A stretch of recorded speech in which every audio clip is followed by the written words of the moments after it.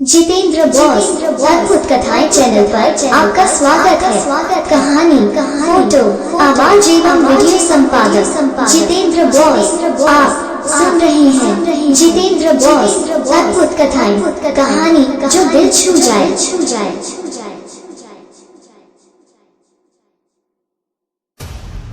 सोने की चिड़िया, एक परी कथा कहानी का पहला भाग। बहुत पुराने जमाने की बात है। एक राजा था। उसके महल में एक बहुत सुंदर बाग था। बाग में तरह तरह के फूलों के पौधे और अनेक प्रकार के मीठे फलों के पेड़ थे। लेकिन इस बाग में सबसे आश्चर्यजनक चीज एक सेब का पेड़ था, जिसमें सोने के सेब लगते थे। राजा ने इस पेड़ की देखभाल का खास इंतजाम कर रखा था। जब इसके फल पकते थे तो चौकीदार रात दिन पेड़ का पहरा दिया करते थे, ताकि कोई सोने का सेब चुराकर न ले जाए। लेकिन एक दिन की बात है कि बाग के माली ने जब सोने के सेबों को गिना तो उसमें से एक सेब गायब था। उसने दौड़कर राजा को खबर दी। राजा फौरन बाग में पहुंचा। उसे यह देखकर बड़ा आश्चर्य हुआ कि देखभाल का इतना पक्का इंतजाम होने पर भी एक सेब किसी ने चुरा लिया। उसने ऐलान किया कि कोई सोने के सेब को चुराने वाले चोर का पता देगा, उसे इनाम दिया जाएगा। सबसे बड़े राजकुमार ने राजा से कहा कि रात में वो पहरा देगा और चोर को पकड़ने की कोशिश करेगा। राजा ने उसको इसकी इजाजत दे दी। बड़ा राजकुमार रात में पहरा देने लगा, लेकिन 2 घंटे बाद ही उसे नींद आ गई और वो सो गया। सुबह उठकर जब उसने सेबों को गिना तो वो देखकर चकित रह गया कि रात भर में एक और सेब गायब हो गया था। इसके बाद दूसरी रात को मंझले राजकुमार ने पहरा देने का काम संभाला। उसे भी नींद आ गई और तीसरा सेब चोरी हो गया। राजा बहुत चिंतित था। दरबारियों की भी समझ में नहीं आ रहा था कि क्या किया जाए। सब लोग उदास बैठे थे कि इतने में सबसे छोटा राजकुमार आया और उसने कहा कि आज की रात मैं पहरा दूंगा और चोर को पकड़ूंगा। राजा इस राजकुमार से खुश नहीं रहता था। वो उसे मूर्ख भी मानता था। उसने उसे डांटते हुए कहा, तुम क्या समझते हो, क्या तुम्हें इसमें सफलता मिलेगी?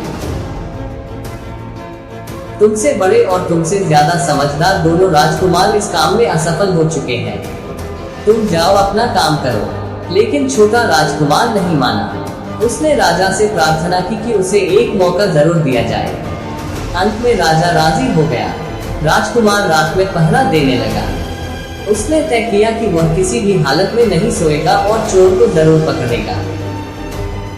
जब 12 बजे का आखिरी घंटा बजा तो राजकुमार ने देखा कि एक सुंदर सोने की चिड़िया कहीं से उड़ती हुई आई और सेब के पेड़ पर बैठ गई। उसने देखते देखते सोने का एक सेब तोड़कर अपनी चोंच में पकड़ लिया। राजकुमार ने फौरन निशाना साधकर तीर चला दिया, लेकिन तीर चिड़िया को नहीं लगा और वह पंख फड़फड़ाकर उड़ गई। हाँ, इतना अवश्य हुआ कि उसका एक सुनहरा पंख टूटकर जमीन पर आ गिरा। दूसरे दिन सुबह राजकुमार ने राजा को सारी बात बता दी और वह सोने का पंख उनके सामने रख दिया। पंख इतना सुंदर और इतना कीमती था कि राजा उसे देखता ही रह गया। उसने कहा, अगर उस चिड़िया का एक पंख इतना सुंदर है तो वो पूरी चिड़िया कितनी सुंदर होगी। मैं चाहता हूँ कि उस चिड़िया को कोई पकड़ लाए। सबसे पहले बड़ा राजकुमार इस काम के लिए रवाना हुआ। चलते चलते वो एक जंगल में पहुंचा। वहां उसने एक लोमड़ी को एक पेड़ के नीचे आराम करते हुए देखा। राजकुमार ने मौका देखकर तीर अपने धनुष पर चढ़ा लिया।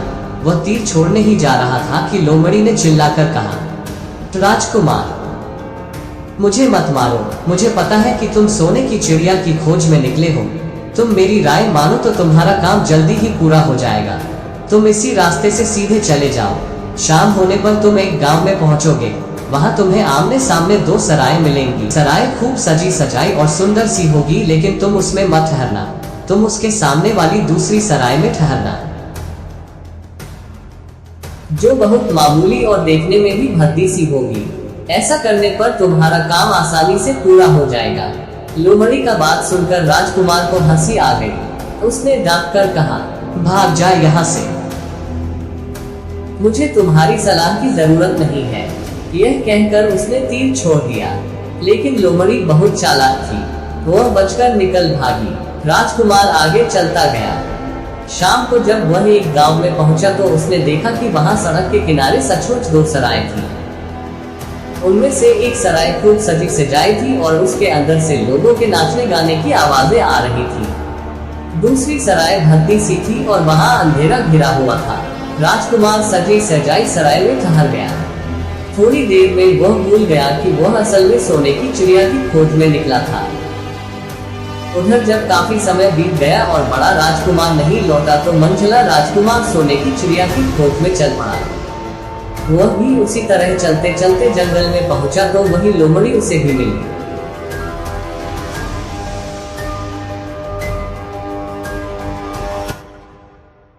कहानी का अगला भाग जल्द ही आ रहा है, कृपया सुनना जारी रखें। आप सुन रहे हैं जितेंद्र बॉस अद्भुत कथाएं, कहानी जो दिल छू जाए।